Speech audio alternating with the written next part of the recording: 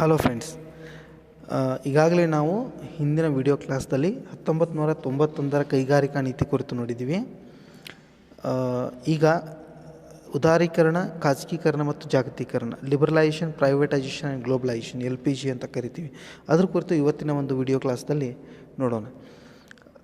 1991ರಲ್ಲಿ ಭಾರತದಲ್ಲಿ ಹೊಸ ಆರ್ಥಿಕ ನೀತಿಯನ್ನು ಜಾರಿಗೆ ತರಲಾಯಿತು. ಸೊ ಈ ಹೊಸ ಆರ್ಥಿಕ ನೀತಿಯಲ್ಲಿ ಮುಖ್ಯವಾಗಿ ಬರ್ತಕ್ಕಂಥ 3 ಅಂಶಗಳು ಲಿಬರಲೈಸೇಷನ್, ಪ್ರೈವೇಟೈಸೇಷನ್ ಮತ್ತು ಗ್ಲೋಬಲೈಸೇಷನ್ ಕುರಿತು ಇವತ್ತಿನ ಒಂದು ಸೆಷನ್ದಲ್ಲಿ ನೋಡೋಣ. ಸೊ 1991ರಲ್ಲಿ ಭಾರತದಲ್ಲಿ ಹೊಸ ಆರ್ಥಿಕ ಸುಧಾರಣೆಗಳನ್ನು ತರುವ ನಿಟ್ಟಿನಲ್ಲಿ ಹೊಸ ಕೈಗಾರಿಕಾ ನೀತಿಯನ್ನು, ಹೊಸ ಆರ್ಥಿಕ ನೀತಿಗಳನ್ನು ಭಾರತದಲ್ಲಿ ಪರಿಚಯಿಸಲಾಯಿತು, ಅನುಷ್ಠಾನಗೊಳಿಸಲಾಯಿತು. ಸೊ ಇದರಲ್ಲಿ ಬರ್ತಕ್ಕಂಥ ಮುಖ್ಯ ಅಂಶಗಳು ಅಂತ ಹೇಳಿದರೆ ನಾವು LPG ಅಂತ ಏನು ಹೇಳಿದ್ವಲ್ಲ ಅದೇ ಲಿಬರಲೈಸೇಷನ್, ಪ್ರೈವೇಟೈಸೇಷನ್ ಆ್ಯಂಡ್ ಗ್ಲೋಬಲೈಸೇಷನ್. ಅವುಗಳನ್ನು ಇಂಟ್ರೊಡ್ಯೂಸ್ ಮಾಡೋದ್ರ ಹಿಂದೆ ಇರ್ತಕ್ಕಂಥ ಉದ್ದೇಶ ಏನಾಗಿತ್ತು ಅಂತ ಹೇಳಿದರೆ ದೇಶದಲ್ಲಿರ್ತಕ್ಕಂಥ ಎಲ್ಲ ವಲಯಗಳನ್ನು ಮುಕ್ತಗೊಳಿಸೋದು, ಒಂದು ಜಾಗತಿಕ ಮಟ್ಟದಲ್ಲಿ ಭಾರತದ ಅರ್ಥವ್ಯವಸ್ಥೆಯನ್ನು ಪರಿಚಯಿಸೋದು ಮತ್ತು ಜಾಗತಿಕ ಮಟ್ಟದಲ್ಲಿ ವಿಶ್ವದ ವ್ಯವಹಾರಗಳ ಜೊತೆಗೆ ಒಂದು ಮಾಡೋ ಒಂದು ವಿಚಾರವನ್ನು ಕೂಡ ಹೊಂದಿತ್ತು. ಈ ನಿಟ್ಟಿನಲ್ಲಿ ಹೊಸ ಆರ್ಥಿಕ ನೀತಿ ಅಂದರೆ ಏನು ಅನ್ನೋದನ್ನು ಮೊದಲು ನೋಡೋಣ. ಆರ್ಥಿಕ ಉದಾರೀಕರಣದತ್ತ ಅರ್ಥವ್ಯವಸ್ಥೆಯನ್ನು ಮುನ್ನಡೆಸುವ ಸಮಗ್ರ ನೀತಿಗಳಿಗೆ ಹೊಸ ಆರ್ಥಿಕ ನೀತಿ ಎಂದು ಕರೆಯುತ್ತಾರೆ.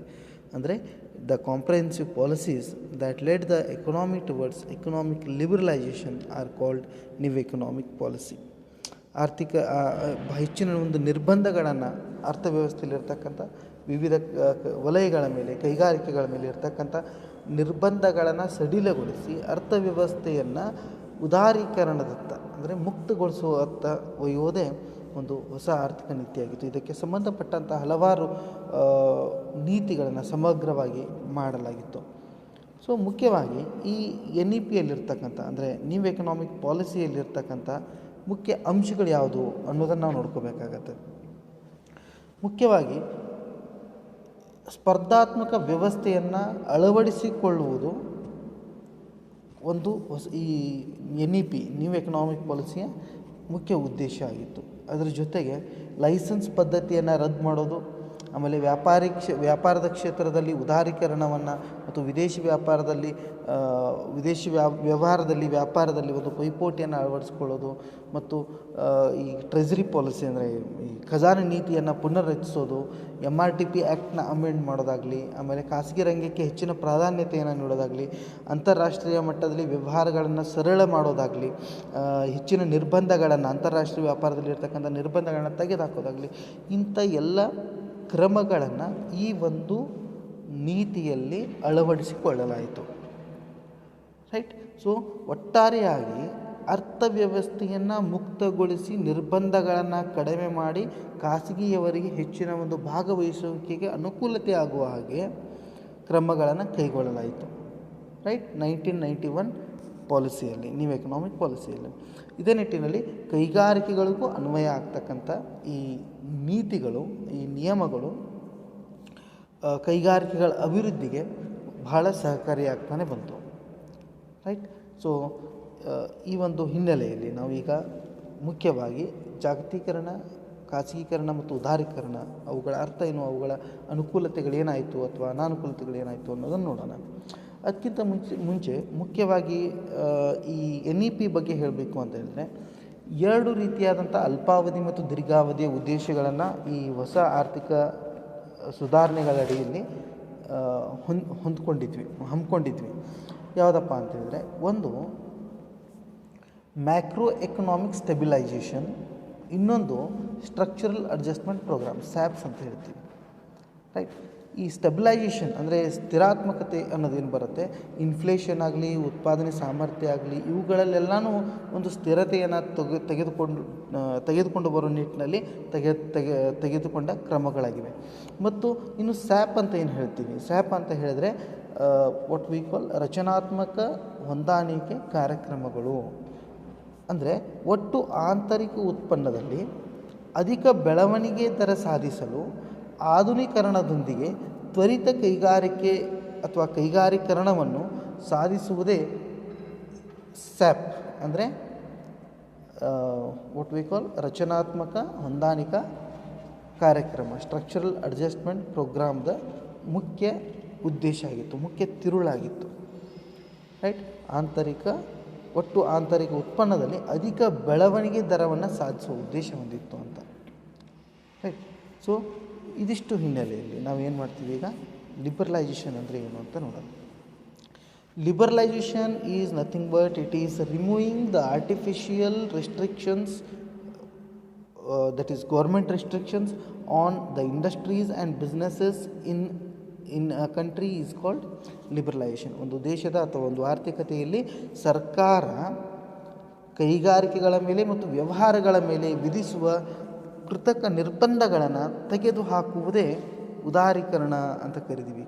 ಅಥವಾ ಬೇರೆ ರೀತಿಯಲ್ಲಿ ಹೇಳೋದಾದರೆ ಕೈಗಾರಿಕೆಗಳು ಮತ್ತು ವ್ಯವಹಾರಗಳ ಮೇಲಿನ ಕೃತಕ ಸರ್ಕಾರದ ನಿರ್ಬಂಧಗಳನ್ನು ತೆಗೆದುಹಾಕುವುದನ್ನು ಉದಾರೀಕರಣ ಎಂದು ಕರೆಯಲಾಗುತ್ತದೆ. ಅಂದ್ರೇನು, ಏನು ಕೈಗಾರಿಕೆಗಳ ಮೇಲಾಗಲಿ ವ್ಯವಹಾರಗಳ ಮೇಲಾಗಲಿ ಸರ್ಕಾರ ನಿರ್ಬಂಧಗಳನ್ನು ಹಾಕ್ತಿತ್ತು, ಒಂದಿಷ್ಟು ರೂಲ್ಸ್ ಆ್ಯಂಡ್ ರೆಗ್ಯುಲೇಷನ್ಸನ್ನು ಮಾಡ್ತಿತ್ತು, ಕಡ್ಡಾಯವಾಗಿ ಇದನ್ನು ಮಾಡಲೇಬೇಕು, ಲೈಸೆನ್ಸನ್ನು ತಗೋಬೇಕು, ಈ ಥರ ಏನು ಮಾಡ್ತಿತ್ತು, ಆ ನಿರ್ಬಂಧಗಳನ್ನು ತೆಗೆದುಹಾಕುವುದು ಅಥವಾ ಸಡಿಲಗೊಳಿಸ್ತಕ್ಕಂಥ ಒಂದು ವ್ಯವಸ್ಥೆಯನ್ನು, ಒಂದು ನಿಯಮವನ್ನು ನಾವೇನಂತ ಕರಿತೀವಿ, ಉದಾರೀಕರಣ, ಲಿಬರಲೈಜೇಷನ್ ಅಂತ ಕರಿತೀವಿ. So mainly there were different forms of liberalisation. ಈ ಉದಾರೀಕರಣವನ್ನು ಪರಿಚಯ ಮಾಡಿದ್ದು ಬೇರೆ ಬೇರೆ ರೂಪದಲ್ಲಿ. ಮುಖ್ಯವಾಗಿ ಹೇಳಬೇಕು ಅಂತ ಹೇಳಿದರೆ, ಒಂದು ಲೈಸೆನ್ಸಿಂಗ್ ಪದ್ಧತಿಯನ್ನು ಏನು ತೆಗೆದುಹಾಕೋದು. ಬಹಳಷ್ಟು ಕೈಗಾರಿಕೆಗಳಿಗೆ ನಾವು 1991ದಲ್ಲಿ ನೋಡಿದಾಗ ಅರೌಂಡ್ 18 ಇಂಡಸ್ಟ್ರೀಸ್ಗೆ ಕಡ್ಡಾಯ ಲೈಸೆನ್ಸ್ ಬೇಕಿತ್ತು. ಅದನ್ನೇನು ಮಾಡಿದರು, ಸಡಿಲಗೊಳಿಸಿ ಕಡಿಮೆ ಮಾಡಿದರು. ಕೇವಲ 8 ಕೈಗಾರಿಕೆಗಳಿಗೆ ಮಾತ್ರ ಕಡ್ಡಾಯವಾಗಿ ಲೈಸೆನ್ಸನ್ನ ಪಡ್ಕೋಬೇಕು ಅಂತ ಹೇಳಿ ಮತ್ತೊಂದಿಷ್ಟು ನಿರ್ಬಂಧಗಳನ್ನು ತೆಗೆದುಹಾಕ್ತಾ ಬಂದರು. ಅಂದರೆ ಕಡ್ಡಾಯ ಲೈಸೆನ್ಸಿಂಗ್ ವ್ಯವಸ್ಥೆಯನ್ನು ತೆಗೆದುಹಾಕಿದರು. ಕೆಲವೊಂದು ಇಂಡಸ್ಟ್ರೀಸ್ಗೆ ಇಟ್ಟರು, ಏನು ಮೂಲಭೂತ ಕೈಗಾರಿಕೆಗಳು ಅಥವಾ ಭಾಳ ಇಂಪಾರ್ಟೆಂಟ್ ಕೈಗಾರಿಕೆಗಳೇನಿರುತ್ತೆ ಅಂಥವುಗಳಿಗೆ 8 ಕೈಗಾರಿಕೆಗಳಿಗೆ ಲೈಸೆನ್ಸ್ ಪದ್ಧತಿಯನ್ನು ಜಾರಿಯಲ್ಲಿಟ್ಟರು. ಆದರೆ ಇನ್ನುಳಿದಿರ್ತಕ್ಕಂಥ ಕೈಗಾರಿಕೆಗಳಿಗೆ ಲೈಸೆನ್ಸ್ ಅವಶ್ಯಕತೆ ಇಲ್ಲ ಅಥವಾ ಲೈಸೆನ್ಸನ್ನು ಸಡಿಲಗೊಳಿಸಿದರು ಲೈಸೆನ್ಸ್ ಪದ್ಧತಿಯನ್ನು. ಎರಡನೇದಾಗಿ MRTP ಆ್ಯಕ್ಟನ್ನು ಅಮೆಂಡ್ ಮಾಡಲಾಯಿತು. ಸೊ ಮೊನೊಪೋಲಿ ರಿಸ್ಟ್ರಿಕ್ಟಿವ್ ಟ್ರೇಡ್ ಪ್ರಾಕ್ಟೀಸಸ್ ಏನಿತ್ತು 1991ದಲ್ಲಿ ಏನು ಮಾಡಿದ್ರು, MRTP ಆ್ಯಕ್ಟನ್ನು ಅಮೆಂಡ್ ಮಾಡಿದರು, ತಿದ್ದುಪಡಿ ಮಾಡಿದರು ಅದಕ್ಕೆ. ರೈಟ್. ಭಾಳಷ್ಟು ಪ್ರತಿಯೊಂದಕ್ಕೂ ಏಕಸ್ವಾಮ್ಯತೆಯನ್ನು ಹೊಂದಿರತಕ್ಕಂಥ ಖಾಸಗಿ ಕೈಗಾರಿಕೋದ್ಯಮಿಗಳು ಪ್ರತಿಯೊಂದು ವಿಷಯಕ್ಕೂ ಸರ್ಕಾರದ ಕಡೆಗೆ ಪರ್ಮಿಷನ್ ತೊಗೋಬೇಕಾಗಿತ್ತು. ಆದರೆ ಈ MRTP ಆ್ಯಕ್ಟ್ ಅಮೆಂಡ್ಮೆಂಟ್ ಆದ ನಂತರ 1991 ನಂತರ ಅಮೆಂಡ್ಮೆಂಟ್ ಆದ ನಂತರ ಏನು ಮಾಡಿದ್ರು, ಇದಕ್ಕೆ ಪ್ರತಿಯೊಂದಕ್ಕೂ ತೊಗೊಳ್ಳೋ ಅವಶ್ಯಕತೆ ಇಲ್ಲ ಅನ್ನೋ ಒಂದು ನಿಯಮ ಮಾಡಿದ್ರು. ಅಂದರೆ ಏನು, ನಿಯಮವನ್ನು ಸಡಿಲಗೊಳಿಸಿದ್ರಲ್ಲಿ. ಇದೇ MRTP ಆ್ಯಕ್ಟನ್ನು 2001ದಲ್ಲಿ ಬದಲಾಯಿಸಿ ಏನು ಮಾಡಿದ್ವಿ ನಾವು, ಅದನ್ನು ಭಾರತ ಸರ್ಕಾರ ಕಾಂಪಿಟೇಷನ್ ಬಿಲ್ ಅಂತ ಮಾಡಿದರು 2001ನಲ್ಲಿ ಕಾಂಪಿಟೇಷನ್ ಬಿಲ್ ಅಂತ ಹೇಳಿ ಮಾಡಿ ಅದನ್ನು ರೀಪ್ಲೇಸ್ ಮಾಡಿದ್ರು MRTP ಆ್ಯಕ್ಟನ್ನ. ಇದಾದಮೇಲೆ ಇದೊಂದು ರೀತಿಯಾದಂಥ ಬದಲಾವಣೆಯನ್ನು ಉದಾರೀಕರಣದ ಅಡಿಯಲ್ಲಿ ತರಲಾಯಿತು. ಇನ್ನು ಮೂರನೇದಾಗಿ ಫೇರಾ ಅಂದರೆ ಫಾರಿನ್ ಎಕ್ಸ್ಚೇಂಜ್ ರೆಗ್ಯುಲೇಷನ್ ಆ್ಯಕ್ಟ್ 1973 ಏನಿತ್ತು ಅದನ್ನು ಫೇರಾ ಅಂತ ಕರಿತೀವಿ, FERA. ಫೇರಾ 1973ನ್ನು ರೀಪ್ಲೇಸ್ ಮಾಡಿ ಇದನ್ನು ಫೇಮಾ ಅಂತ ಮಾಡಲಾಯಿತು 1999ನಲ್ಲಿ. ಅಂದರೆ foreign exchange management act. So ಅದನ್ನು ರೀಪ್ಲೇಸ್ ಮಾಡಿ ಫೇಮಾ ಅಂತ ಮಾಡಲಾಯಿತು. ಅಲ್ಲಿ ನಿಯಂತ್ರಣ ಏನು ಮಾಡ್ತಿದ್ರು, ರೆಗ್ಯುಲೇಷನ್ ಫೇರಾದ ಅಡಿಯಲ್ಲಿ, ಇಲ್ಲಿ ಅದನ್ನು ನಿರ್ವಹಣೆ ಮಾಡ್ತಕ್ಕಂಥ ವ್ಯವಸ್ಥೆ ಮಾಡಲಾಯಿತು. ಇಷ್ಟು ವ್ಯತ್ಯಾಸಗಳದರಲ್ಲಿ. ಇನ್ನು ಒಂದು ಲೈಸೆನ್ಸಿಂಗ್ ಸಂಬಂಧಪಟ್ಟಂತೆ ಉದಾರೀಕರಣ, MRTPಗೆ ಸಂಬಂಧಪಟ್ಟಂತೆ ಫೇರಾ ಇದ್ದಿದ್ದು ಫೇಮಾ ಮಾಡಿದ್ರು, ಅದಕ್ಕೆ ಸಂಬಂಧಪಟ್ಟಂತೆ. ನಾಲ್ಕನೇದಾಗಿ ಕ್ಯಾಪಿಟಲ್ ಫ್ಲೋ ಅಂದರೆ ಬಂಡವಾಳದ ಹರಿವಿನಲ್ಲಿ ಒಂದು ಸುಧಾರಣೆಯನ್ನು ತರಲಾಯಿತು. ಮುಕ್ತವಾಗಿ ವಿದೇಶಿ ಹೂಡಿಕೆಗೆ ಅವಕಾಶಗಳನ್ನು ಕಲ್ಪಿಸಿಕೊಡಲು ಫಾರಿನ್ ಡೈರೆಕ್ಟ್ ಇನ್ವೆಸ್ಟ್ಮೆಂಟ್ಗೆ ಬಂಡವಾಳದ ಹರಿವನ್ನು ಹೆಚ್ಚಿಸಲು ಭಾರತದ ಆರ್ಥಿಕತೆಯಲ್ಲಿ ಭಾರತದ ಅರ್ಥವ್ಯವಸ್ಥೆಯಲ್ಲಿ ಕ್ರಮಗಳನ್ನು ಕೈಗೊಳ್ಳಲಾಯಿತು. ನೋಡಿ, 1991ಗಿಂತ ಮುಂಚೆ ನ್ಯೂ ಇಂಡಸ್ಟ್ರಿಯಲ್ ಪಾಲಿಸಿ 1991ದಲ್ಲಿ ಏನು ಮಾಡಿದ್ರು, ಅದಕ್ಕಿಂತ ಮುಂಚೆ ಏನಾಗಿತ್ತು, 40% ವಿದೇಶಿ ನೇರ ಬಂಡವಾಳ ಹೂಡಿಕೆಗೆ ಅವಕಾಶಗಳು ಕೊಡಲಾಗಿತ್ತು. ಅಂದರೆ 1991 ಲಿಬರಲೈಸೇಷನ್ ಕಾರಣದಿಂದಾಗಿ ಆ 40% ಇದ್ದಿದ್ದನ್ನು ಏನು ಮಾಡಿದ್ರು, 51%ಗೆ ಹೆಚ್ಚಿಸಲಾಯಿತು. ಅಂದರೆ 51% ವಿದೇಶಿ ಹೂಡಿಕೆಗೆ ಭಾರತದ ಕೈಗಾರಿಕೆಗಳಲ್ಲಿ ಅವಕಾಶ ಕಲ್ಪಿಸಲಾಯಿತು.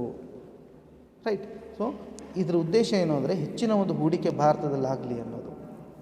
ಸೊ ಮುಂದಿನದಾಗಿ ನ್ಯೂ ಟ್ರೇಡ್ ಪಾಲಿಸೀಸ್ ಅಂದರೆ new trade policies includes import and export liberalization, that is transforming the Indian economy from a regulated trade system to a liberalized trade system. ನಿಯಂತ್ರಿಸಲ್ಪಡುವ ವ್ಯಾಪಾರದ ವ್ಯವಸ್ಥೆಯಿಂದ ಉದಾರೀಕರಣಗೊಂಡ ವ್ಯಾಪಾರದ ವ್ಯವಸ್ಥೆ ಕಡೆಗೆ ಪರಿವರ್ತಿಸುವ ಒಂದು ಕಾರ್ಯವನ್ನು ಮಾಡುವ ಉದ್ದೇಶವನ್ನು ಕೂಡ ಈ ಲಿಬರಲೈಸೇಷನ್ ಅಡಿಯಲ್ಲಿ ಹಮ್ಮಿಕೊಳ್ಳಾಯಿತು. ಅದಕ್ಕೆ ನಾವು ಹೊಸ ವ್ಯಾಪಾರ ನೀತಿಯನ್ನು ಇಲ್ಲಿ ನ್ಯೂ ಟ್ರೇಡ್ ಪಾಲಿಸಿಯನ್ನು ನಾವಿಲ್ಲಿ ಅಳವಡಿಸ್ಕೊಂಡು ಉದಾರೀಕರಣದ ಅಡಿಯಲ್ಲಿ. ಸೊ ಇವು ಮುಖ್ಯವಾಗಿ ಮಾಡಿರ್ತಕ್ಕಂಥ ಉದಾರೀಕರಣದ ಅಡಿಯಲ್ಲಿ ಬರ್ತಕ್ಕಂಥ ಒಂದು ಬದಲಾವಣೆಗಳು ಅಂತ ಹೇಳ್ಬೋದು ನಾವು. ರೈಟ್. ಇದು ನಮ್ಮಂಥ ದೇಶಕ್ಕೆ, ಅಭಿವೃದ್ಧಿಶೀಲ ರಾಷ್ಟ್ರಕ್ಕೆ ತುಂಬಾ ಅವಶ್ಯಕ. ರೈಟ್. ಮುಂದಿನದಾಗಿ ಪ್ರೈವೇಟೈಸೇಷನ್ ಕುರಿತು ನೋಡೋಣ. ಖಾಸಗೀಕರಣ ಅಂತ ಹೇಳ್ತೀವಿ. 1969 ಪ್ರೊಫೆಸರ್ ಪೀಟರ್ ಡ್ರೊಕರ್ ಅಂತಕ್ಕಂಥ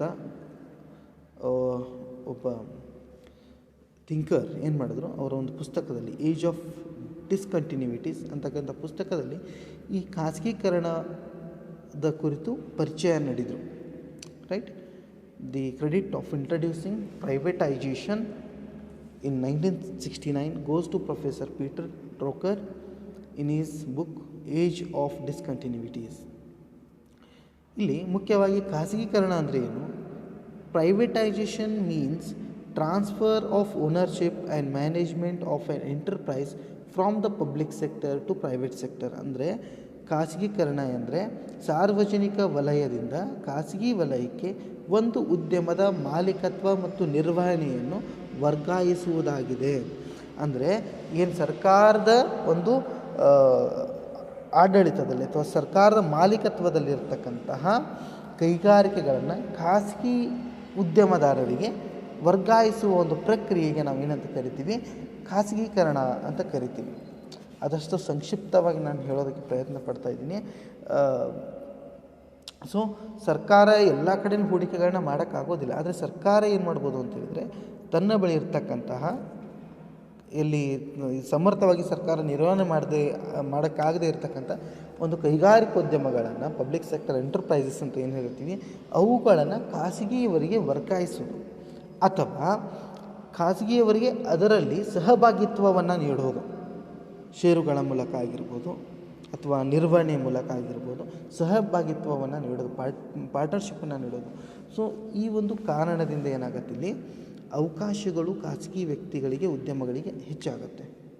ರೈಟ್. ಇದರಿಂದ ಕೈಗಾರಿಕೆಗಳು ಹೆಚ್ಚಿನ ಮಟ್ಟದಲ್ಲಿ ಸ್ಥಾಪನೆಗೊಳ್ಳುತ್ತೆ ಮತ್ತು ಆರ್ಥಿಕ ಅಭಿವೃದ್ಧಿಗೆ ಸಹಕಾರಿಯಾಗುತ್ತೆ ಅಂತ ಹೇಳ್ತೀವಿ. ಈ ಖಾಸಗೀಕರಣದ ಮುಖ್ಯ ಉದ್ದೇಶಗಳೇನಾಗಿತ್ತು ಅಂತ ಹೇಳಿದರೆ, ಒಂದು ಏನು ಕೈಗಾರಿಕೆಗಳ ಒಂದು ನಿರ್ವಹಣೆ ಇದೆಯಲ್ಲ, ಸಾರ್ವಜನಿಕ ವಲಯದ ಅಡಿಯಲ್ಲಿರ್ತಕ್ಕಂಥ ಕೈಗಾರಿಕೆಗಳ ಮ್ಯಾನೇಜ್ಮೆಂಟನ್ನು ಸಮರ್ಥ ರೀತಿಯಲ್ಲಿ ನಿರ್ವಹಿಸೋ ಒಂದು ಅವಕಾಶಗಳು ಹೆಚ್ಚಾಗುತ್ತೆ. So public sector enterprises management ಒಂದು ಸಮರ್ಥ ರೀತಿಯಲ್ಲಿ ನಿರ್ವಹಣೆ ಮಾಡೋದಕ್ಕೆ ಅನುಕೂಲಕರ ಆಗುತ್ತೆ ಅನ್ನೋದು ಒಂದು ಉದ್ದೇಶ. ಎರಡನೇದಾಗಿ reduction in the quantum of public tax, public expenditure and public debt. ಸಾರ್ವಜನಿಕ ತೆರಿಗೆ, ವೆಚ್ಚ ಮತ್ತು ಸಾಲಗಳ ಪ್ರಮಾಣದಲ್ಲಿ ಕಡಿತವನ್ನು ಕಾಣ್ಬೋದು. ರೈಟ್. ಇದರ ಜೊತೆಗೆ ಹೆಚ್ಚು ಕೈಗಾರಿಕೆಗಳನ್ನು ಸ್ಥಾಪನೆ ಮಾಡ್ಬೋದು, ಹೆಚ್ಚು ಕೈಗಾರಿಕೆಗಳನ್ನ, ಇಂಡಸ್ಟ್ರೀಸ್ನ ಸ್ಥಾಪನೆ ಮಾಡ್ಬೋದು. ಖಾಸಗಿಯವರಿಗೆ ಹೆಚ್ಚಿನ ಒಂದು ಅವಕಾಶಗಳು ಸಿಗುತ್ತೆ. ಇದರಿಂದ ಒಟ್ಟಾರೆಯಾಗಿ ಉತ್ಪಾದಕತೆ ಆರ್ಥಿಕತೆಯಲ್ಲಿ ಹೆಚ್ಚಾಗತ್ತೆ. ರೈಟ್. ಈ ಪ್ರೈವೇಟೈಸೇಷನ್ಗೆ ಒಟ್ಟಾರೆ ಹೇಳಬೇಕು ಅಂತ ಹೇಳಿದರೆ, ಇದರಿಂದ ನಾವು ಆರ್ಥಿಕತೆಯಲ್ಲಿ ಪಬ್ಲಿಕ್ ಸೆಕ್ಟರ್ ಮತ್ತು ಪ್ರೈವೇಟ್ ಸೆಕ್ಟರ್ ಅಲ್ಲೂ ನಾವು ಸಮಾನತೆಯನ್ನು ತರ್ಬೋದು. ರೈಟ್. ಆ ಒಂದು ಕಾರಣಕ್ಕೆ ಈ ಪ್ರೈವೇಟೈಸೇಷನ್ ಅನ್ನೋದು ತುಂಬಾ ಒಂದು ದೇಶದ ಆರ್ಥಿಕತೆಗೆ ಅವಶ್ಯಕ. ಮುಖ್ಯವಾಗಿ ಇದರ ಹಿನ್ನೆಲೆ ಹೇಳಬೇಕು ಅಂತ ಹೇಳಿದರೆ, ನಾವು 19ನೇ ಶತಮಾನದಿಂದ ನೋಡ್ತಾ ಬಂದಿದ್ದೀವಿ. ಏನಂದರೆ ಅನೇಕ ರಾಷ್ಟ್ರಗಳು ಖಾಸಗೀಕರಣವನ್ನು ಅಳವಡಿಸ್ಕೊಂಡಿರಲಿಲ್ಲ. ಅವರು they went for what we ಕಾಲ್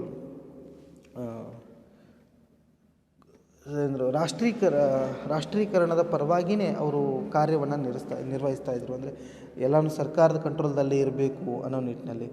ಆದರೆ ಯಾವಾಗ ಇವರು ಯಾರೋ ಪೀಟರ್ ಡ್ರಾಕರ್ ಅವರು ಪ್ರೈವೇಟೈಸೇಷನ್ ಇಂಟ್ರೊಡ್ಯೂಸ್ ಮಾಡಿದರು, ಅಲ್ಲಿಂದ ಇಟ್ಕೊಂಡು 10 ವರ್ಷದ ನಂತರ ಅಂದರೆ 1979ದಲ್ಲಿ ಬ್ರಿಟನ್ನಿನ ಪ್ರಧಾನಿ ಮಿಸಸ್ ಮಾರ್ಗ್ರೆಟ್ ಥ್ಯಾಚರ್ ಅವರೇನು ಮಾಡಿದ್ರು, ಈ ಖಾಸಗೀಕರಣಕ್ಕೆ ಹೆಚ್ಚಿನ ಒತ್ತನ್ನು ನೀಡಿ, ಹೆಚ್ಚಿನ ಮಹತ್ವವನ್ನು ನೀಡಿ ಅದನ್ನು ಜನಪ್ರಿಯಗೊಳಿಸ್ತಾ ಹೋದರು. ರೈಟ್. ಇದರಿಂದ ಬ್ರಿಟನ್ ದೇಶವು ಖಾಸಗೀಕರಣದಿಂದ ಸಾರ್ವಜನಿಕ ಏಕಸ್ವಾಮ್ಯತೆಯನ್ನು ನಿಯಂತ್ರಿಸಿದ್ದು ಒಂದು ವಿಶಿಷ್ಟವಾದ ಸಂಗತಿ. ಸೊ ಖಾಸಗೀಕರಣದ ಕಾರಣದಿಂದ ಸಾರ್ವಜನಿಕ ಏಕಸ್ವಾಮ್ಯತೆಯನ್ನು ನಿಯಂತ್ರಿಸುತ್ತಾ ದೇಶ ಹೆಚ್ಚಿನ ಉತ್ಪಾದನೆಯನ್ನು ಮಾಡೋದಕ್ಕೆ, ಹೆಚ್ಚಿನ ಒಂದು ಆದಾಯವನ್ನು ಗಳಿಸೋದಕ್ಕೆ ಸಹಕಾರಿ ಆಗ್ತಾ ಹೋಯಿತು. ಸೊ ಬ್ರಿಟನ್ ದೇಶ ಇದನ್ನು ಅರಿತ ವಿವಿಧ ದೇಶಗಳು, ಹಲವಾರು ರಾಷ್ಟ್ರಗಳು, ಅಭಿವೃದ್ಧಿಶೀಲ ರಾಷ್ಟ್ರಗಳು ಇಂಗ್ಲೆಂಡ್ ಯಾವ ನಿಟ್ಟಿನಲ್ಲಿ ಪ್ರೈವೇಟೈಸೇಷನ್ನ ಅಳವಡಿಸ್ಕೊಂಡಿತ್ತೋ ಅದೇ ನಿಟ್ಟಿನಲ್ಲಿ ಅವರೂ ಕೂಡ ಅಳವಡಿಸ್ಕೊಳ್ಳೋದಕ್ಕೆ ಪ್ರಾರಂಭ ಮಾಡಿದ್ರು. ರೈಟ್. ಹಲವಾರು ದೇಶಗಳು.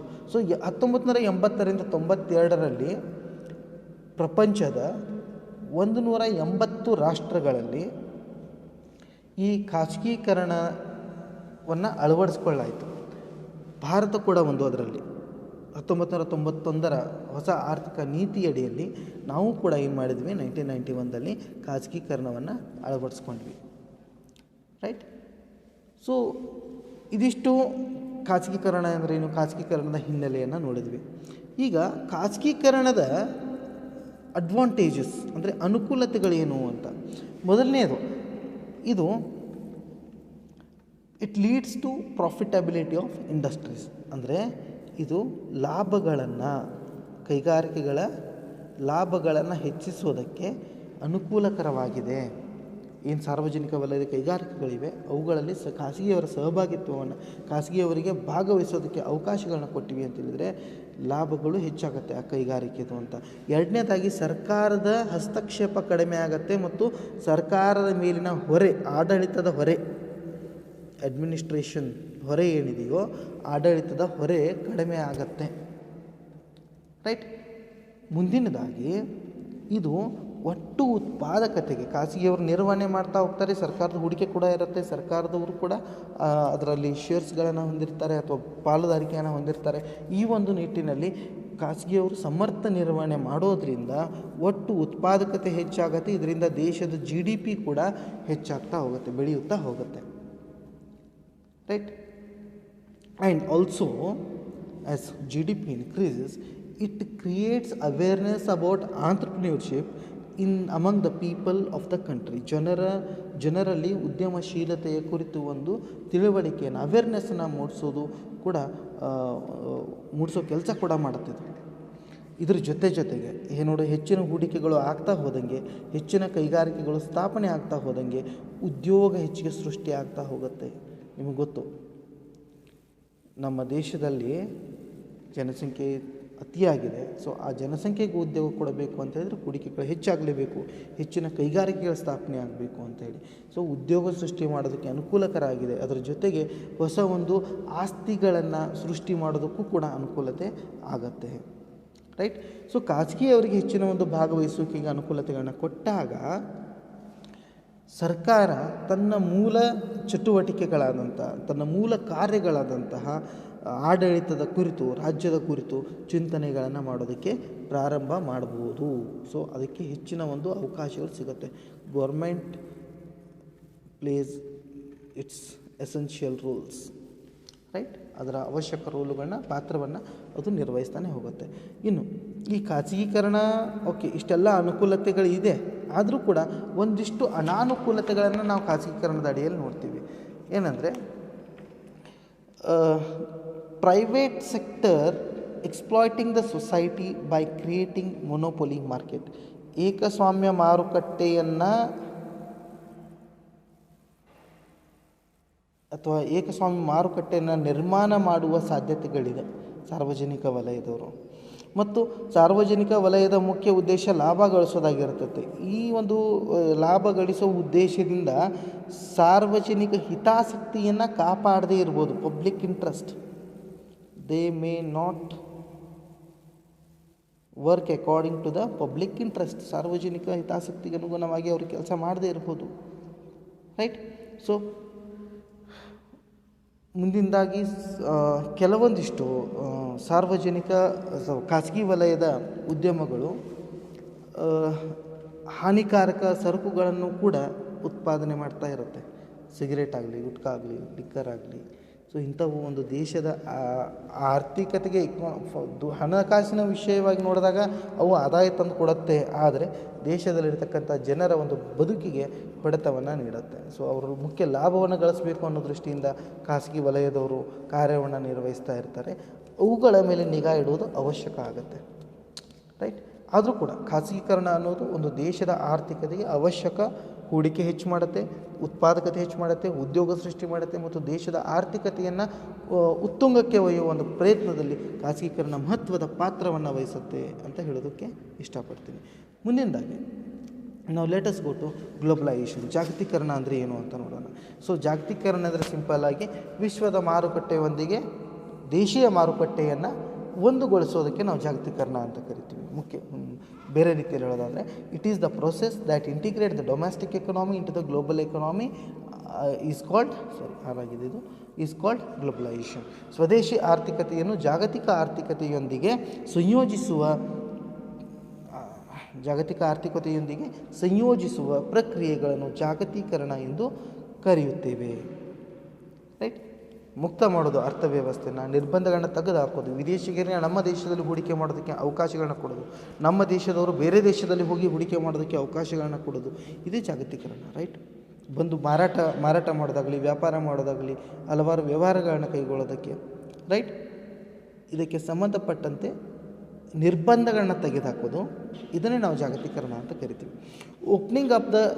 ಭಾರತಕ್ಕೆ ಸಂಬಂಧಪಟ್ಟಂತೆ opening up of the Indian economy to the whole world economy by removing the obstacles of international trade and capital movements. ಬಂಡವಾಳದ ಹರಿವಾಗಲಿ ಅಥವಾ ಅಂತಾರಾಷ್ಟ್ರೀಯ ವ್ಯಾಪಾರದ ಒಂದು ಚಲನೆಯ ಮೇಲೆ ಇರತಕ್ಕಂತಹ ಅಡೆತಡೆಗಳನ್ನು ತೆಗೆದುಹಾಕಿ, ನಿರ್ಬಂಧಗಳನ್ನು ತೆಗೆದುಹಾಕಿ ಭಾರತದ ಆರ್ಥಿಕತೆಯನ್ನು ವಿಶ್ವದ ಆರ್ಥಿಕತೆಗೆ ಮುಕ್ತಗೊಳಿಸುವುದನ್ನು ನಾವು ಗ್ಲೋಬಲೈಸೇಷನ್, ಜಾಗತೀಕರಣ ಅಂತ ಕರಿತೀವಿ. ರೈಟ್. ಈಗ ಈ ಜಾಗತೀಕರಣದ ಒಂದು ಮುಖ್ಯ ಅನುಕೂಲತೆಗಳೇನು ಅನ್ನೋದನ್ನು ನೋಡೋಣ. ಇದರ ಉದ್ದೇಶಗಳೇನಾಗಿತ್ತು ಅಂತ ಹೇಳಿದರೆ ಅರ್ಥವ್ಯವಸ್ಥೆಯನ್ನು ಮುಕ್ತಗೊಳಿಸೋದು, ಅಂತಾರಾಷ್ಟ್ರೀಯ ಮಟ್ಟದಲ್ಲಿ ಒಂದು ದೇಶದ ಆರ್ಥಿಕತೆಯನ್ನು ಹೆಚ್ಚಿಗೆ ಪ್ರಬಲಗೊಳಿಸೋದು, ಒಂದು ಬಲಿಷ್ಠಗೊಳಿಸ್ತಕ್ಕಂಥ ಒಂದು ಉದ್ದೇಶವನ್ನು ಈ ಗ್ಲೋಬಲೈಸೇಷನ್ ಮುಖಾಂತರ ಹಲವಾರು ದೇಶಗಳು ಹಮ್ಮಿಕೊಂಡಿದ್ವು. ಮುಖ್ಯವಾಗಿ ಈ ಗ್ಲೋಬಲೈಸೇಷನ್ನ ಅನುಕೂಲತೆಗಳೇನು ಅನ್ನೋದನ್ನು ನೋಡಬೇಕು. Active flow of capital to all countries. ಬಂಡವಾಳದ ಹರಿವು ಎಲ್ಲ ದೇಶಗಳಿಗೆ. ರೈಟ್. ಕ್ಯಾಪಿಟಲ್ ಫ್ಲೋ ಬಂಡವಾಳದ ಹರಿವಿಗೆ ಒಂದು ಅನುಕೂಲತೆಗಳು ಹೆಚ್ಚಾಯಿತು. ನಮ್ಮ ದೇಶದಿಂದ ಬೇರೆ ದೇಶದಲ್ಲಿ ಹೋಗಿ ಹೂಡಿಕೆ ಮಾಡೋದಕ್ಕಾಗಲಿ ಅಥವಾ ಬೇರೆ ದೇಶದಿಂದ ಜನರು ಬಂದು ನಮ್ಮ ದೇಶದಲ್ಲಿ ಹೂಡಿಕೆ ಮಾಡೋದಕ್ಕೆ ಅನುಕೂಲತೆಗಳು ಹೆಚ್ಚಾಯಿತು ಅಂತ ಹೇಳ್ಬೋದು. ಎರಡನೇದಾಗಿ ವ್ಯಾಪಾರ ನಿರ್ಬಂಧಗಳನ್ನು ತೆಗೆದುಹಾಕೋದು ಮತ್ತು ವ್ಯಾಪಾರದ ಪ್ರಮಾಣವನ್ನು ಹೆಚ್ಚು ಮಾಡೋದು. ಒಂದು ವ್ಯಾಪಾರದ ಮೇಲಿರ್ತಕ್ಕಂತಹ ರಿಸ್ಟ್ರಿಕ್ಷನ್ಸನ್ನು ತೆಗೆದುಹಾಕೋದು, ಅದ್ರ ಜೊತೆಗೆ ವ್ಯಾಪಾರದ ಒಂದು ಗಾತ್ರವನ್ನು ಏನು ಮಾಡಬೇಕು, ಹೆಚ್ಚು ಮಾಡುವ ಉದ್ದೇಶವನ್ನು ಹೊಂದಲಾಗಿತ್ತು. ರೈಟ್. ಮೂರನೇದಾಗಿ ಆ್ಯಕ್ಚುಲಿ ಇದರಿಂದ ನಾವು ಗ್ಲೋಬಲೈಸೇಷನ್ ಇಂಟ್ರೊಡ್ಯೂಸ್ ಮಾಡಿದಾಗಿಂದನೂ ಹೆಚ್ಚಿನ ವ್ಯಾಪಾರದ ಪ್ರಮಾಣ ಅಂದರೆ ಹೆಚ್ಚಿಗೆ ಆಗ್ತಾ ಹೋಯಿತು, ವಿಶಾಲ ಆಗ್ತಾ ಹೋಯಿತು. ಅದರ ಸ್ಕೋಪ್ ಏನಿದೆ, ಇವನ್ ಇಂಡಸ್ಟ್ರೀಸ್ ಆಗಿರ್ಬೋದು, ಸರ್ವಿಸ್ ಸೆಕ್ಟರ್ ಆಗಿರ್ಬೋದು, ಯಾವುದೇ ವಲಯ ತೊಗೊಳ್ರಿ, ಅದರ ಒಂದು ವ್ಯಾಪ್ತಿ ವ್ಯಾಪಾರದ ವ್ಯಾಪ್ತಿ ವಿಸ್ತರಣೆಗೊಳ್ತಾನೆ ಹೋಯಿತು because of globalisation. Next one is because of globalisation our industry started to compete with foreign industries. ನಮ್ಮ ದೇಶದ ಕೈಗಾರಿಕೆಗಳು ವಿದೇಶಿ ಕೈಗಾರಿಕೆಗಳೊಡನೆ ಪೈಪೋಟಿ ಮಾಡೋದಕ್ಕೆ ಸಿದ್ಧ ಆದವು. ತಮ್ಮನ್ನು ತಾವು ಬಲಿಷ್ಠಗೊಳಿಸೋದ್ರಲ್ಲಿ, ತಮ್ಮನ್ನು ತಾವು ಪ್ರಬಲಗೊಳಿಸೋದ್ರಲ್ಲಿ ಪ್ರಯತ್ನಗಳು ಪ್ರಾರಂಭ ಮಾಡಿಕೊಂಡ್ರು. ಸೊ ಇಲ್ಲೂ ಕೂಡ ಒಂದು ತಂತ್ರಜ್ಞಾನದಲ್ಲಿ ಬದಲಾವಣೆಗಳನ್ನು, ತಾಂತ್ರಿಕ ಪ್ರಗತಿಯನ್ನು ಕಾಣ್ತಾ ಹೋದ್ವಿ ಭಾರತದಲ್ಲಿ. ಅದರ ಜೊತೆಗೆ ಮಾರುಕಟ್ಟೆಯಲ್ಲಿ ಪೈಪೋಟಿಗಳನ್ನು ಕಾಣ್ತಾ ಹೋದ್ವಿ. ಈ ಪೈಪೋಟಿಯಿಂದಾಗಿ ಇನಿಷಿಯಲ್ ಸ್ಟೇಜಸ್ಸಲ್ಲಿ 1991 ನಂತರ ಪ್ರಾರಂಭಿಕ ಹಂತದಲ್ಲಿ ಹಲವಾರು ಕೈಗಾರಿಕೆಗಳು ರೋಗಗ್ರಸ್ತಗೊಂಡವು. ಯಾಕಂದರೆ ವಿದೇಶಿ ಸರಕುಗಳೊಡನೆ ಪೈಪೋಟಿ ಮಾಡೋಕ್ಕಾಗದೆ ಅವರು ರೋಗಗ್ರಸ್ತಗೊಂಡು ಸಮಸ್ಯೆಗೆ ಒಳಗಾದವು. ಆದರೆ ಕಾಲಕ್ರಮೇಣವಾಗಿ ನಮ್ಮ ದೇಶದ ಕೈಗಾರಿಕೆಗಳು ಕೂಡ ವಿದೇಶಿ ಸರಕುಗಳೊಡನೆ ಪೈಪೋಟಿ ಮಾಡಲು ಬೇಕಾದಂಥ ಒಂದು ಸಾಮರ್ಥ್ಯವನ್ನು ಪಡೆದುಕೊಳ್ತಾ ಬಂದವು. ರೈಟ್. ಸೊ ಹೇಳ್ತೀವಲ್ಲ, to get something we need to lose something. ಆವಾಗ ನಾವು ಇಂಪ್ಲಿಮೆಂಟ್ ಮಾಡಿದ್ವಿ, ಸ್ವಲ್ಪ ಕಳ್ಕೊಂಡಿವಿ ನಿಜ. ಆದರೆ ಕಾಲಕ್ರಮೇಣವಾಗಿ ನಾವು ನಮ್ಮ ದೇಶ ಬಲಿಷ್ಠಗೊಳ್ತಾನೆ ಹೋಯಿತು. ಇದರಿಂದ ನಾವು ಕಲಿತಾ ಹೋದ್ವಿ ಮತ್ತು ತಾಂತ್ರಿಕ ಪ್ರಗತಿಯನ್ನು ಕೂಡ ಸಾಧಿಸಿದ್ವಿ. Technological progress we achieved, right. Then even free labour movements, ಶ್ರಮದ ಒಂದು ಮುಕ್ತ ದೇಶಗಳ ನಡುವೆ ಚಲನೆ ಏನಿದೆಯೋ ಅದು ಕೂಡ ಅಭಿವೃದ್ಧಿಶೀಲ ರಾಷ್ಟ್ರಗಳಿಗೆ ತುಂಬಾ ಅನುಕೂಲಕರವಾಯಿತು ಅಂತ ಹೇಳ್ಬೋದು. ಇದಿಷ್ಟು ಅನುಕೂಲತೆಗಳು. ಇನ್ನು ಅನಾನುಕೂಲತೆಗಳೇನು ಅಂತ ಹೇಳಿದರೆ, ನಮ್ಮ ದೇಶದಲ್ಲಿರ್ತಕ್ಕಂಥ ಕೈಗಾರಿಕೆಗಳು 1991 ನಂತರ ಇಮ್ಮಿಡಿಯೇಟಾಗಿ ವಿದೇಶಿ ಸರಕುಗಳಾಗಲಿ ಅಥವಾ ವಿದೇಶಿ ಕೈಗಾರಿಕೆಗಳೊಂದಿಗೆ ಪೈಪೋಟಿ ಮಾಡೋದಕ್ಕೆ ಸಾಮರ್ಥ್ಯವನ್ನು ಹೊಂದಿರಲಿಲ್ಲ. ಇದರಿಂದ ಇಂಡಸ್ಟ್ರಿಯಲ್ ಸಿಕ್ನೆಸ್ನ ನಮಗೆ ನೋಡೋದಕ್ಕೆ ಸಿಕ್ತು. ಅಂದರೆ basically small scale industries were fell sick, right. ಸಣ್ಣ ಪ್ರಮಾಣದ ಕೈಗಾರಿಕೆಗಳಿಗೆ ಹೆಚ್ಚಿನ ಒಂದು ತೊಂದರೆಗಳಾಗ್ತಾ ಬಂತು. ಎರಡನೇದಾಗಿ ಒಂದು ಆರ್ಥಿಕತೆ ಸಂಪೂರ್ಣವಾಗಿ ಬಲಿಷ್ಠ ಇಲ್ಲದೇ ಇದ್ದಾಗ ವಿದೇಶಿ ಬಂಡವಾಳ ಹೂಡಿಕೆ ಏನಾಗುತ್ತೆ, ಆ ದೇಶದ ಆರ್ಥಿಕತೆಯಲ್ಲಿ ಗೊಂದಲಗಳನ್ನು ಉಂಟು ಮಾಡುತ್ತೆ. ಅದೇ ಆಗಿದೆ ಭಾರತದಲ್ಲೂ ಕೂಡ. ವಿದೇಶಿಗರು ಬಂದು ಹೂಡಿಕೆಯನ್ನು ಹೆಚ್ಚಿಗೆ ಮಾಡ್ತಾ ಹೋದರೂ ಕೂಡ ಹೆಚ್ಚಿಗೆ ಮಾಡ್ತಾ ಏನಾಯಿತು, ಭಾರತದಲ್ಲಿ ಕಾಂಪಿಟೇಷನ್ ಹೆಚ್ಚಿಗೆ ಆಗ್ತಾ ಹೋಯಿತು. ನಮ್ಮ ದೇಶದ ಕೈಗಾರಿಕೆಗಳಿಗಾಗಲಿ ಅಥವಾ ವ್ಯಾಪಾರದ ಮೇಲೆ ಕೆಲವೊಂದಿಷ್ಟು ಕೆಟ್ಟ ಪರಿಣಾಮಗಳು ಆಗ್ತಾ ಹೋಯಿತು ಒಂದಿಷ್ಟು ಅವಧಿವರೆಗೂ. ಅದಾದಮೇಲೆ ನಾವು ಮತ್ತು ಸಬಲರಾದ್ವಿ, right. So it may create imbalance in the economy ಅಂತ ಹೇಳ್ತೀವಿ. ಅರ್ಥವ್ಯವಸ್ಥೆಯಲ್ಲಿ ಅಸಮತೋಲನದ ಒಂದು ಬೆಳವಣಿಗೆಯನ್ನು ಕಾಣುವಂತಾಗತ್ತೆ ಅನ್ನೋದು ಇನ್ನೊಂದು ಡಿಮೆರಿಟ್ ಆಗಿತ್ತು. So degradation of culture and ethical values, ಒಂದು ಎಥಿಕಲ್ ವ್ಯಾಲ್ಯೂಸ್ ಏನಿದೆ ಮತ್ತು ಕಲ್ಚರ್ ಏನಿದೆ ಅದು ಕುಗ್ಗೋಗುತ್ತೆ ಅಥವಾ ಡಿಗ್ರೇಡ್ ಆಗುತ್ತೆ ಅನ್ನೋದು ಇನ್ನೊಂದು ಅಪವಾದ ಆಗಿತ್ತು, ಇನ್ನೊಂದು ಅದರದ ಡಿಮೆರಿಟ್ ಆಗಿತ್ತು ಅಂತ ಹೇಳ್ತೀವಿ. ಇದು ಇಷ್ಟು ಗ್ಲೋಬಲೈಸೇಷನ್ ಕುರಿತು. ಈಗ ಒಟ್ಟಾರೆಯಾಗಿ ಹೇಳಬೇಕು ಅಂತ ಹೇಳಿದರೆ ಈ ಮೂರು LPG ಮತ್ತು LPG ಅಂದರೆ ಲಿಬರಲೈಸೇಷನ್, ಪ್ರೈವೇಟೈಸೇಷನ್ ಮತ್ತು ಗ್ಲೋಬಲೈಸೇಷನ್ ನಾವು ಹೆಚ್ಚಿಗೆ ಗಳಿಸ್ಕೊಂಡಿದ್ವಿ. ಅಂದರೆ ನಮ್ಮ ಭಾರತ ದೇಶ ಹೆಚ್ಚಿಗೆ ಅನುಕೂಲತೆಗಳನ್ನ ಪಡ್ಕೊಳ್ತಾ ಹೋಗಿದೆ. ಮುಖ್ಯವಾಗಿ ಹೇಳಬೇಕು ಅಂತ ಹೇಳಿದರೆ, ಒಟ್ಟಾರೆ ನೋಡಿದಾಗ ನಮ್ಮ ದೇಶದ ಒಂದು GDP ಗ್ರಾಸ್ ಡೊಮೆಸ್ಟಿಕ್ ಪ್ರಾಡಕ್ಟ್ ಏನಾಗಿದೆ, ಹೆಚ್ಚಾಗಿದೆ. ಅಂತಾರಾಷ್ಟ್ರೀಯ ವ್ಯಾಪಾರದಲ್ಲಿ ನಾವು ಸುಧಾರಣೆಗಳನ್ನ ಕೊಂಡ್ಕೊಂಡಿದ್ದೀವಿ. ಅದರ ಜೊತೆಗೆ ವಿದೇಶಿ ಗಳಿಕೆ ಕೂಡ, ಫಾರಿನ್ ಎಕ್ಸ್ಚೇಂಜ್ ಅರ್ನಿಂಗ್ಸ್ ಕೂಡ ಹೆಚ್ಚಾಗ್ತಾ ಹೋಗಿದೆ. ಉದ್ಯೋಗಗಳ ಸೃಷ್ಟಿ ಕೂಡ ಹೆಚ್ಚಿಗೆ ಆಗ್ತಾ ಹೋಗಿದೆ. ಮತ್ತು ಉದ್ಯೋಗ ಸೃಷ್ಟಿ ಆಗ್ತಾ ಹೋದಂಗೆ ನಾವು ಜಾಗತಿಕ ಮಟ್ಟದಲ್ಲಿ ಭಾರತದ ಒಂದು ಸಾಮರ್ಥ್ಯವನ್ನು ಅಥವಾ ಜಾಗತಿಕ ಮಟ್ಟದಲ್ಲಿ ಭಾರತದ ಅರ್ಥವ್ಯವಸ್ಥೆಯನ್ನು ಒಂದುಗೊಳಿಸುವುದರಲ್ಲಿ ಪ್ರಮುಖ ಪಾತ್ರವನ್ನು ವಹಿಸಿದೆ ಇದು LPG. So we integrated our economy with the world economy ಅಂತ ಹೇಳ್ತೀವಿ. So we integrated, right. Then so Indian economy is becoming very investor friendly ಅಂತ ಹೇಳ್ತೀವಿ. ಅಂದರೆ ಹೂಡಿಕೆ ಮಾಡೋದಕ್ಕೆ ಒಂದು ಹೆಚ್ಚಿನ ಅವಕಾಶಗಳಿರ್ತಕ್ಕಂಥ ದೇಶ ಆಗಿರೋದ್ರಿಂದ ಭಾಳ ಇನ್ವೆಸ್ಟರ್ ಫ್ರೆಂಡ್ಲಿ ಎಕನಾಮಿ ಅಂತೇಳಿ ಕರೆಸ್ಕೊತೀವಿ ನಾವು. So investor friendly economy. So this is what about the use and the advantage of L P G. ಇದಕ್ಕಿಂತ ಹೆಚ್ಚಿನ ಬಹಳಷ್ಟು ಅಡ್ವಾಂಟೇಜ್ಗಳಾಗಿದೆ. ಇವತ್ತು ನಾವು ತಾಂತ್ರಿಕ ಬದಲಾವಣೆಗಳನ್ನ ಕಾಣ್ತಾ ಇದ್ದೀವಿ, ತಂತ್ರಜ್ಞಾನದಲ್ಲಿ ಬದಲಾವಣೆಗಳನ್ನ ಕಾಣ್ತಾ ಇದ್ದೀವಿ, ವಿದೇಶಗಳ ಜೊತೆಗೆ ಹಲವಾರು ಒಪ್ಪಂದಗಳನ್ನ ನೋಡ್ತಾ ಇದ್ದೀವಿ. ನ್ಯೂಕ್ಲಿಯರ್ ಒಪ್ಪಂದ ಆಗಿರ್ಬೋದು, ಅದ್ರ ಜೊತೆಗೆ ಹಲವಾರು ಅಂತಾರಾಷ್ಟ್ರೀಯ ವ್ಯಾಪಾರದಲ್ಲಿ ಉತ್ತಮವಾದಂಥ ಒಪ್ಪಂದಗಳನ್ನ ನೋಡ್ತಾ ಇದ್ದೀವಿ. ಇದೆಲ್ಲ ಕಾರಣ ಆಗಿದ್ದು because of liberalisation, privatisation and globalisation. And because of these things India is moving towards development, right.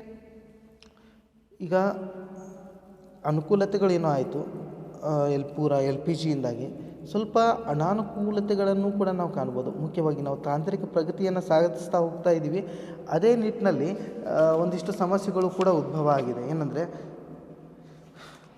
Technology ಹೆಂಗೆ ಇಂಪ್ರೂವ್ ಆಗ್ತಾ ಹೋಗ್ತಾ ಇದೆಯೋ ಹಾಗೆ ಜನರಿಗೆ ಉದ್ಯೋಗ ಸಿಗ್ತಾ ಇಲ್ಲ, ಅನ್ಎಂಪ್ಲಾಯ್ಮೆಂಟ್ ಕೂಡ ಅರೈಸ್ ಆಗ್ತಾ ಇದೆ ಅನ್ನೋದು ಕೆಲವರ ಅಭಿಪ್ರಾಯ. ಸೊ ಈಗ ಒಂದು ಅನ್ಎಂಪ್ಲಾಯ್ಮೆಂಟ್ಗೆ ಕಾರಣ ಆಗ್ತಾಯಿದೆ, ಯಾಕಂದರೆ ಟೆಕ್ನಾಲಜಿ ಜಾಸ್ತಿ ಬಳಸ್ತಾ ಹೋಗ್ತಾ ಇದ್ದೀವಿ, ಜನ ಕೆಲಸ ಕಳ್ಕೊಳ್ತಾ ಹೋಗ್ತಾ ಇದ್ದಾರೆ ಅಂತ. ಎರಡನೇದಾಗಿ ಈ ಖಾಸಗೀಕರಣವನ್ನು ಇಂಪ್ಲಿಮೆಂಟ್ ಮಾಡಿದ್ವಿ, ಉದಾರೀಕರಣ ಮಾಡಿದ್ವಿ, ಜಾಗತೀಕರಣ ಮಾಡಿದ್ವಿ. ಇದು ಮುಖ್ಯವಾಗಿ ವ್ಯಾವಹಾರಿಕ ದೃಷ್ಟಿಯಿಂದ, ಲಾಭದ ದೃಷ್ಟಿಯಿಂದ ಎಲ್ಲರೂ ವ್ಯವಹಾರವನ್ನು ಮಾಡೋಕ್ಕೆ ಪ್ರಾರಂಭ ಮಾಡ್ತಾ ಇದ್ದಾರೆ.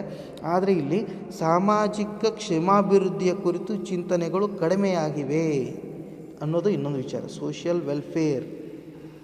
ಸೊ ಹೆಚ್ಚಿಗೆ ನಾವು ಲಾಭ, GDP, ಆರ್ಥಿಕ ಅಭಿವೃದ್ಧಿ ಇದ್ರ ಬಗ್ಗೆ ನಾವು ಕೊಡ್ತಾಯಿದ್ದೀವಿ, ಹೆಚ್ಚಿನ ಮಹತ್ವವನ್ನು ಕೊಡ್ತಾಯಿದ್ದೀವಿ, ವ್ಯಾಪಾರದ ಬಗ್ಗೆ ಹೆಚ್ಚಿನ ಮಹತ್ವವನ್ನು ಕೊಡ್ತಾಯಿದ್ದೀವಿ. ಆದರೆ ಸಾಮಾಜಿಕ ಅಭಿವೃದ್ಧಿ ಅಥವಾ ಸಾಮಾಜಿಕ ಕ್ಷೇಮಾಭಿವೃದ್ಧಿಯ ಬಗ್ಗೆ ನಾವು ಹೆಚ್ಚಿಗೆ ಗಮನವನ್ನು ಹರಿಸ್ತಾ ಇಲ್ಲ ಅನ್ನೋದು ಇನ್ನೊಂದು ಡಿಸ್ಅಡ್ವಾಂಟೇಜ್ ಅಂತ ಹೇಳ್ಬೋದು, ಅನಾನುಕೂಲತೆ ಅಂತ ಹೇಳ್ಬೋದು. ಕೆಲವು ಜನ ಈ ರೀತಿಯಾಗಿ ಕ್ರಿಟಿಸೈಸ್ ಮಾಡಿದ್ದಾರೆ ಅದನ್ನು. ಮುಂದಿನದಾಗಿ ಭಾರತದ ಅರ್ಥವ್ಯವಸ್ಥೆ ಉದಾರೀಕರಣಗೊಂಡಿದೆ ಅಂತ ನಾವು ಹೇಳ್ತಾ ಬರ್ತಾ ಇದ್ದೀವಿ, ರೈಟ್. ಬಟ್ ಆದರೂ ಕೂಡ ನೋಡಿ, ನಾವು ಲಿಬರಲೈಸ್ ಆಗಿದ್ದೀವಿ ಅಂತ ಪುಸ್ತಕಗಳಲ್ಲಿ, ಲಿಖಿತ ರೂಪದಲ್ಲಿ ಎಲ್ಲನೂ ತೋರಿಸ್ತಾ ಇದ್ದೀವಿ. ಆದರೂ ಕೂಡ ನಮ್ಮಲ್ಲಿ ಎಲ್ಲದಕ್ಕೂ, ಎಲ್ಲ ಅಂಶಗಳಿಗೂ, ಎಲ್ಲ ವ್ಯವಹಾರಗಳಿಗೂ, ಎಲ್ಲ ವ್ಯಾಪಾರಗಳಿಗೂ ಇನ್ನೂ ಕೂಡ ನಾವು ರೂಲ್ಸ್, ರೆಗ್ಯುಲೇಷನ್ಸ್ ಮತ್ತು ಅದಕ್ಕೆ ನಿಯಂತ್ರಣಗಳನ್ನು ನೋಡ್ತಾನೆ ಬರ್ತಿದ್ದೀವಿ. ಸೊ ಬಹಳಷ್ಟು ರಿಜಿಡಿಟೀಸ್ ಇದೆ, ಅಂದರೆ ಕಠಿಣತೆಗಳು, ನೀತಿ, ರೆಗ್ಯುಲೇಷನ್ಸ್ ಆಗಲಿ, ರೂಲ್ಸ್ ಆಗಲಿ ಇನ್ನೂ ಬಹಳ ಕ್ಲಿಷ್ಟಕರವಾಗಿದೆ. ಆದ್ದರಿಂದ ನಾವು ಉದಾರೀಕರಣಗೊಂಡಿದ್ದೀವಿ ಅಂತ ಯಾವ ನಿಟ್ಟಿನಲ್ಲಿ ಹೇಳೋದು ಅನ್ನೋದು ಕೂಡ ಪ್ರಶ್ನೆ ಆಗಿದೆ, ರೈಟ್.